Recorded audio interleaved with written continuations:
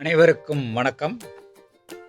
STM Tamil spare channel உங்களை அன்புடன் வரவேற்கிறது. தினம் ஒரு திருக்குறள் பகுதியில் இன்று நாம் காணப்போவது அதிகாரம் 69 தூது. குறள் எண் 688.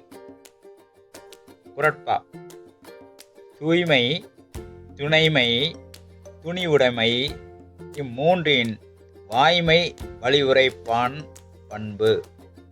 தமிழறிஞர் மு. வரதராசனார் உரை. தூய ஒழுக்கம் உடையவனாதல், துணை உடையவனாதல், துணிவு உடையவனாதல், இந்த மூன்றும் வாய்த்திருத்தலே தூது உரைப்பவனுடைய தகுதியாகும். எனது கருத்து: தூதுவருக்கு தேவையான பண்புகள்: 1. மனமும் செயலும் தூய்மையாக இருக்க வேண்டும். தேவையில்லாதவற்றில் ஆசை காட்டாமை. பணம், பொருள், பேராசை ஆகியவற்றில் நாட்டம் கொள்ளக்கூடாது. 2. தூதுவருக்கு நல்லவர்கள் உறவு வேண்டும். 3.